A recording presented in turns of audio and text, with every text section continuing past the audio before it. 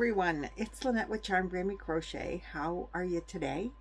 At the time of filming this, it is, I don't even know what day it is. It is Thursday, the 30th of April. Oh my gosh, it's April 30th. 1/4 of the way done with the year already. Wowza. So I want to welcome you to my channel. My channel was set up as a crochet channel. Now I'm learning to knit, so we're doing some knitting. And my husband and I have retired. We retired January 1st, 2025.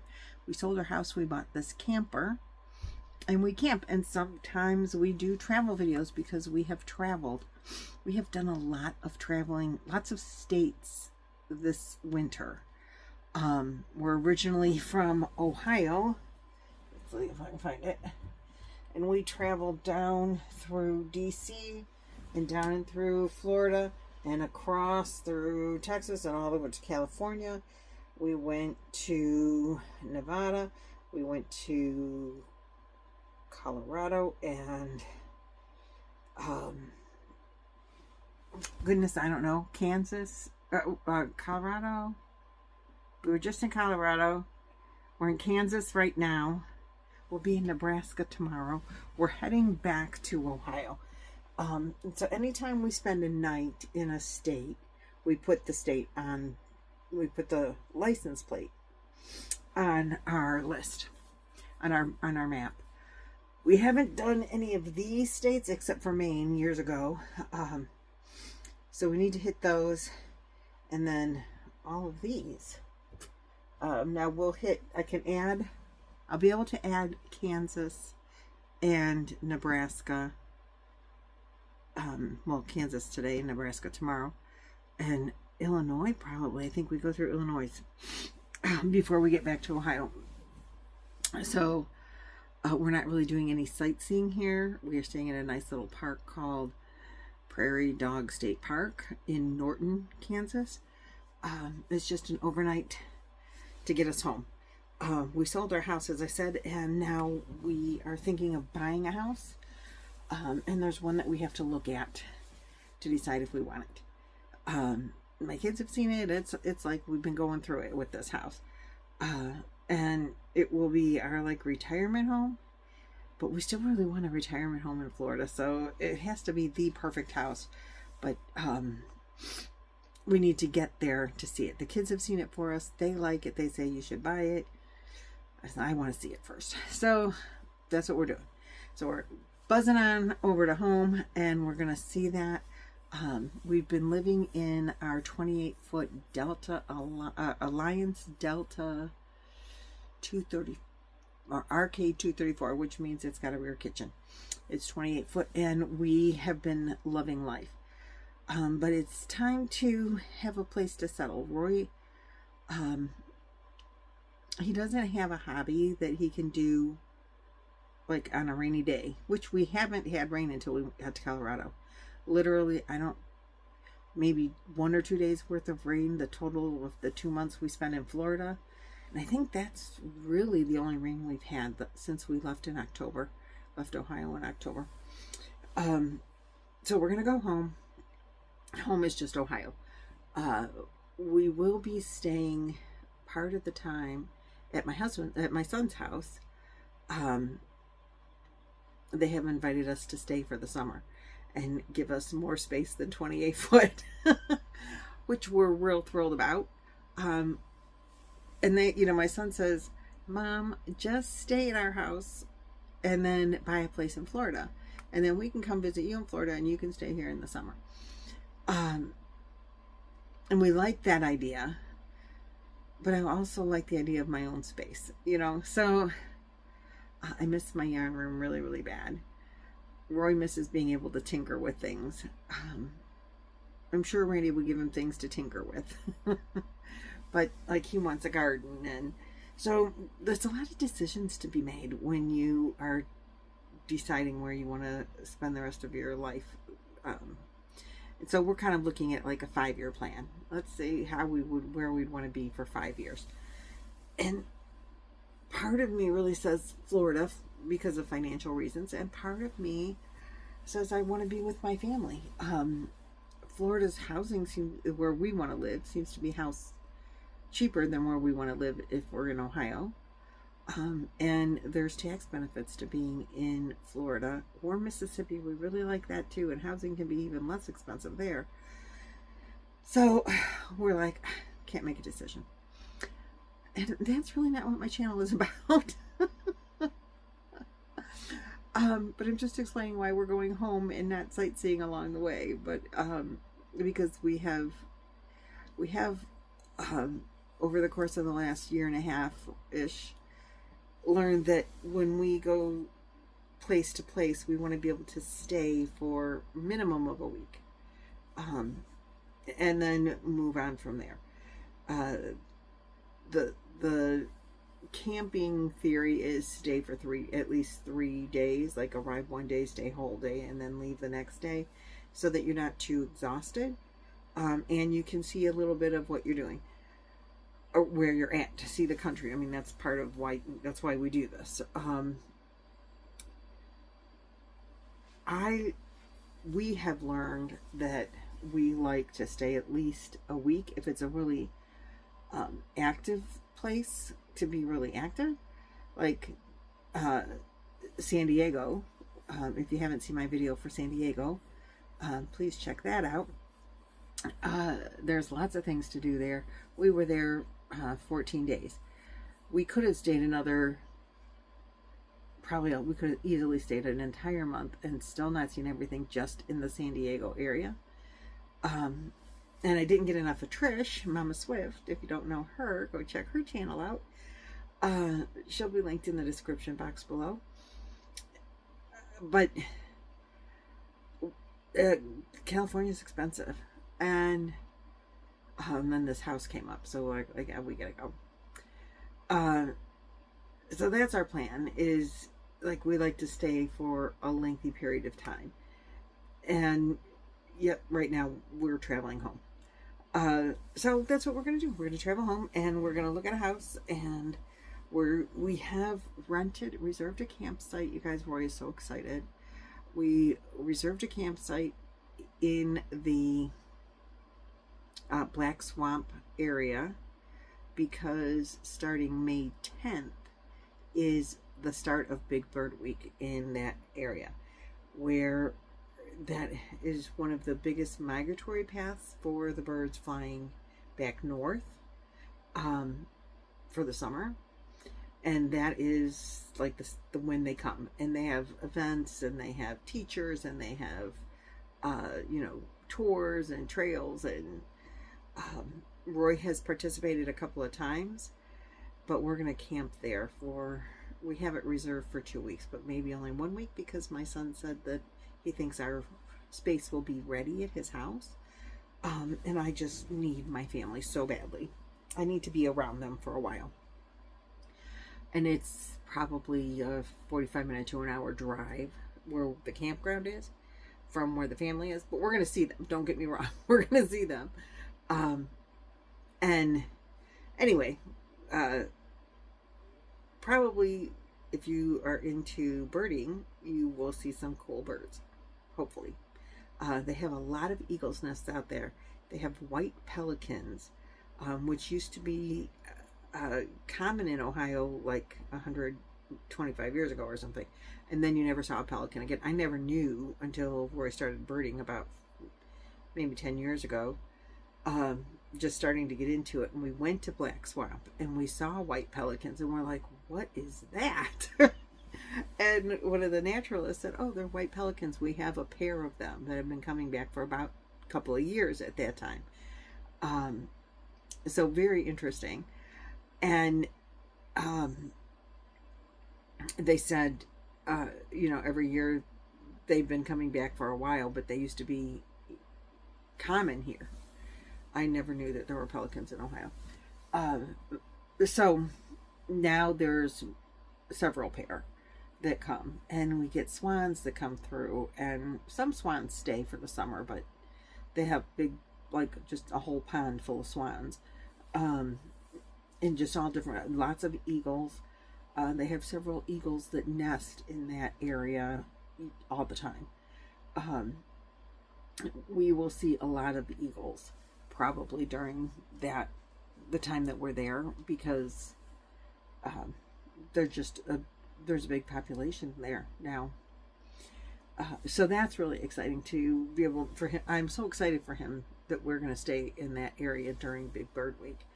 They do all kinds of events you can sign up for. Some are free, some you have to pay for. So we went to San Padre, Texas. We stayed on San Padre Island years ago. Just another off the thing here, but we went there because when we were at Black Swamp and McGee Marsh, those two areas, he took a class on how to recognize birds, and like the birds of prey particularly. And there's a hawk migration that goes through Corpus Christi at the end of, during the month of October. We were there at the end of October. We were there for Halloween. And we went to the hawk watch where the one guy said he goes and he counts the hawks. Like, that's part of his job. He's a naturalist and whatever. And we saw him there counting the hawks, and there were just this sky was full of them just circling and circling and circling. And they were on their migration south. And so we specifically went to Texas that year so that we could see the hawk migration, and Roy was ecstatic about that. It was really cool. I mean, I'm not a birder, but birds are cool. I like them. I like all animals. So anyway, that's what's coming up in my life. Did you guys watch the live last night on Lynanne's channel? Lynanne from Nina's Knots Crochet. We are doing a crochet along for this fall shawl by Fiberflux Knits, and Shannon from Another Yarn joined us on the live. And oh my gosh, you guys, if you are doing the crochet along with us, this is my project.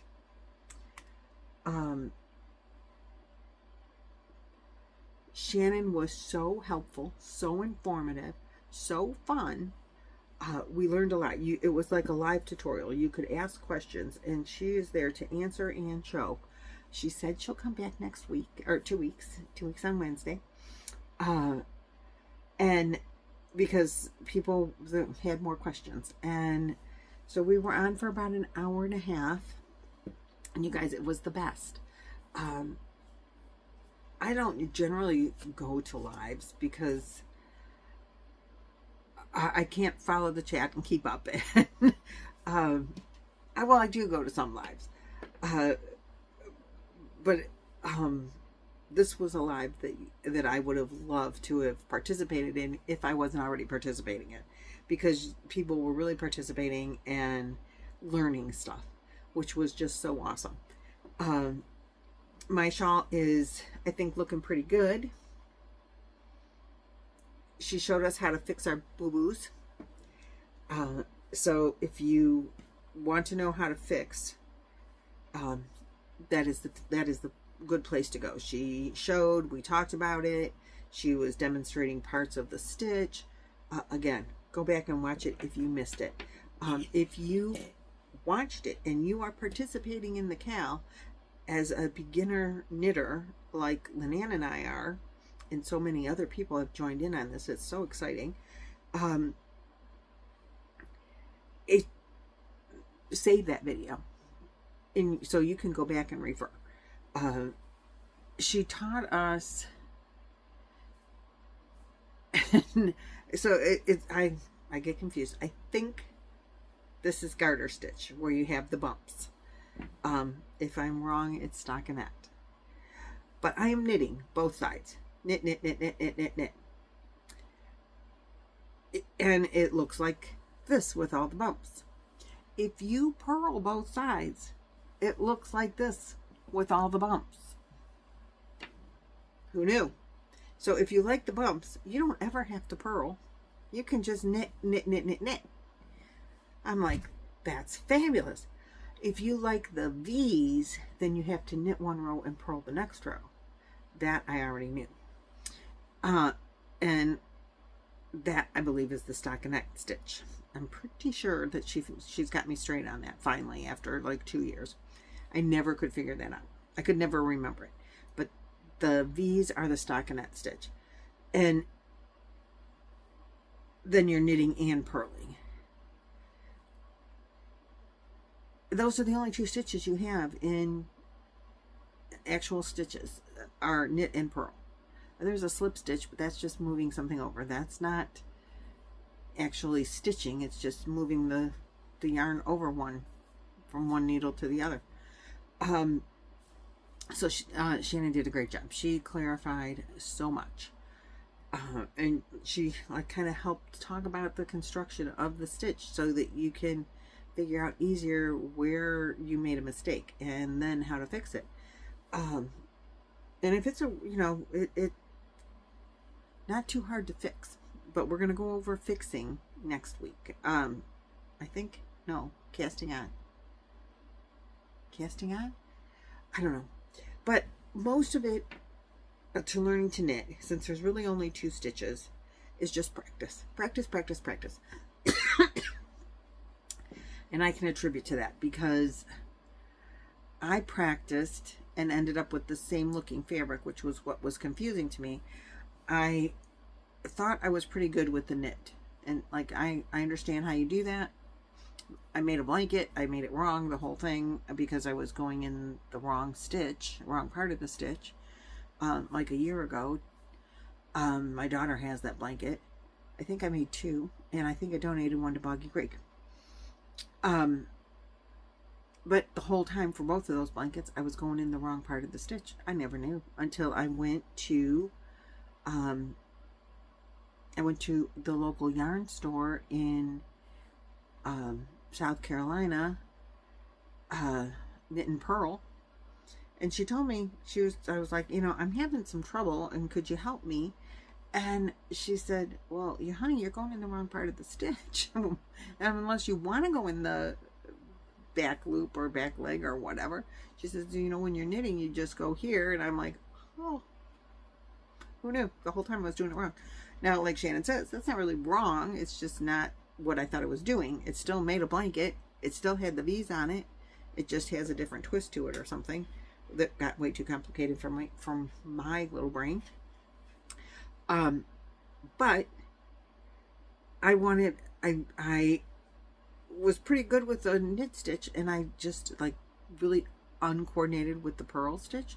So at Christmas time, before Christmas, I did a cowl, and I purled the whole thing. Purled both sides.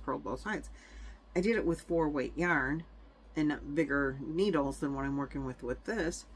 And I got the same fabric as this, and I'm like, I thought it looked the same. Well, it is the same. It's the same fabric. With this, I am using these little skinnies. This is 4mm. They call it a US 6 4mm. And these came in a set from Michaels that I bought on clearance several years ago. They're not bad. They've got the plastic cable, and it keeps always circling, and I don't like that. Maybe that's why they cleared the set out. I don't know, but they're working for me. I like they're metal, bamboo. They're bamboo. I like the drag they give me. It slides, but there's a little bit of drag. I like that because when I have used the metal needles, I tend to like really just drop everything. I am using, this is yarn that I got from the wool market in Louisiana. The wool market in Louisiana. It is fingering weight 100% organic cotton. There are 437 yards on a hank. They balled up 3 of these for me, and I wanted to make this shawl, not knowing that 3 of them is going to be wow. My shawl is getting this big. There's, I don't know how many rows now. I am adding a little bit of lace in here, just some 2 togethers and a yarn over, 2 together, yarn over, 2 together. So the stitch count remains the same. but it gives it a little bit of an eyelet. And I'm doing that every like, when my stitch count grows by 48, and then I do 4 rows. So it's a row of making the hole, and then a row of purl stitches on the way back, and then a row of making the hole again, and a row of purl stitches on the way back, just to practice the purl stitch a little bit, and keep me going on that, because you need practice. So there's 437 yards in here. I have 3 of them to put in, I thought, but this is, I mean, it's not big enough for a shawl for sure, but it's growing pretty good now. It took me, I'm going to say, about 15 minutes to go across. Less than 15 minutes to go all the way across the row while we were driving today. So it's a little watch, a little knit, a little watch, a little knit. But we were driving through Kansas and parts in the end of Colorado, which I'm going to tell you, I love Colorado. It's beautiful. But then it gets real plain, and Kansas is real flat. That what we've seen so far, it's very flat. Lots of farms that we've been driving through, cows, and no plants growing so much right now because it's, you know, they haven't had time to grow yet. But it looks like they're getting ready to plant things here and there. I am keeping in, this is my little ball sack that I also got at the wool market. And I'm keeping the skein I'm working on in here, or the hank. But it's been caked up. They caked up all 3. And I'm keeping in here a 4mm crochet hook for if I have to fix it, because they're 4mm needles, 4mm crochet hook, working out well. I'm real excited about the project. I was getting a little down on the knitting, I'll tell you, because I was doing another project as well. I want to make a shawl. I just want to knit a shawl, I think is what it was called. And that pattern came from Ravelry or Etsy. I think Ravelry. And that was also done with real thin yarn. And bigger than this. I think it was a 2-weight yarn and a little bit bigger needles. I think I was using a 5mm. But knitting goes so slow. I'm new at it, so I'm slow at it already, and it's slower than crochet by a lot, and your stitches are tinier. And I'm not getting done with anything, so the feeling of accomplishment isn't getting there because nothing is getting done. And I had 3 knit projects on my hooks or needles, and I have 3 crochet projects. 6 projects is a lot for me, and I'm spending so much time on the knitting, I'm not getting any of the crochet done so much. I did finish the opera wrap, which I did a video about, and I am going to frog it, but right now it's sealed up in a bag, and it's in timeout until I decide what I'm going to do with the yarn. I love the yarn. That was a Karen cake, Karen cotton cakes. They are beautiful. I love them. They're put away. Or else I'd show it to you, but it's put away. And the knit shawl I was making mistakes because I couldn't count my rows. We talked about counting rows too. Every time you got a 2 bump, that's a row. That's 2 rows. When you get the bumps on here, 2 rows. So now I know how to count the rows. 2 bumps, and if you're doing stockinette where you get the V's, every V is 1 row. So now I know how to count rows. But I couldn't count my rows right, so I wasn't putting my patterns in the right places. And it's that skinny yarn that's taking forever, and my sense of accomplishment was getting really low. I need more instant gratification than that. Not that I have to have it done like right now, but I do like to have some things done right now. So I frogged that one. I'll start it again another time. I don't wear a lot of wraps, so maybe I think I need to practice more with thicker weight yarn. I have 3-weight yarn in my storage unit. So I think I want to try some 3-weight yarn and maybe some light sweaters for my grandkids.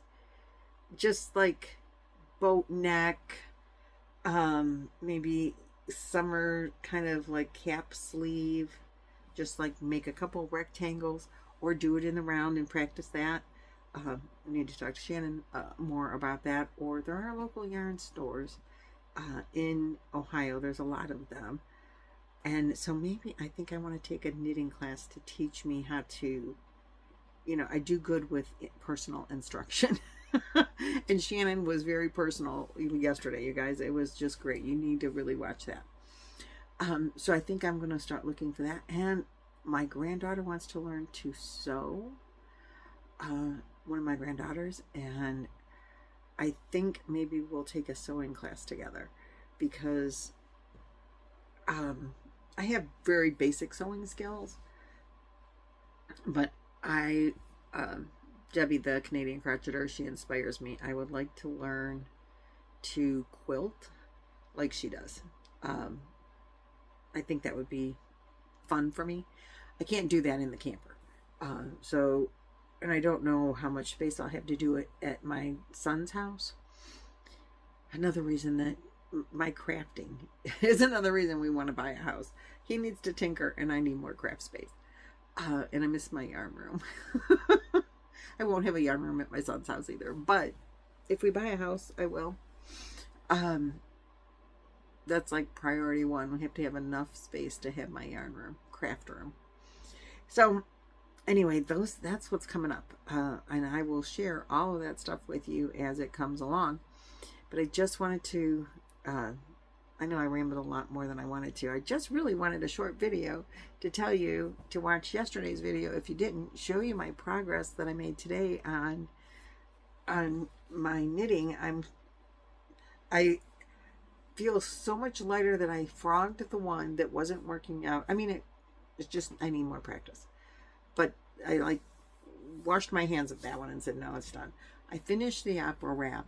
I usually don't like to have more than 3 projects at one time, or maybe 4, but now I'm down to 4 and I feel a lot lighter and happier about that, not stressed over my crafts. Crafts should not be stressful. Doing that 12 cast on, that would make me crazy. I don't know that I could do that. I have 12 projects waiting for me. I would never know which one to work on. So anyway, I feel all refreshed over the knitting. I've worked a little bit on the hexagon that I haven't done in a long time. I worked on that the other day. So I'll show you that when I get a little bit more done on it. And I have to do the luck of the draw tonight because that will be the video for tomorrow, is to show you what it looks like now. Luck of the draw is from Mama Swift, and she pulled the number this morning. And I was going to work on that in the car, on the car ride today. But I'm using my Clover number 7. And I forgot to put it in the bag. So my colors are ready. That's what's going to happen tonight. I'm going to crochet on that tonight. And if I don't get done with it, I will crochet on it tomorrow. And hopefully I'll show it to you tomorrow. That's the plan.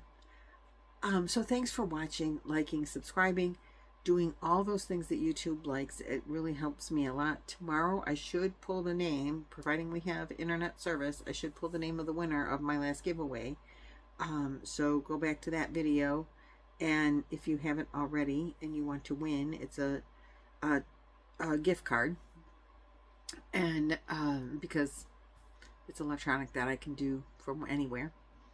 So that's what I hope I wasn't supposed to pull it last week. I can't even remember. I can't keep straight with what I'm doing. But I'm pulling it tomorrow, providing I have internet service. So you'll see that tomorrow and we'll pick a winner. So thanks for watching, liking, subscribing again, and I will see you guys next time. Bye-bye.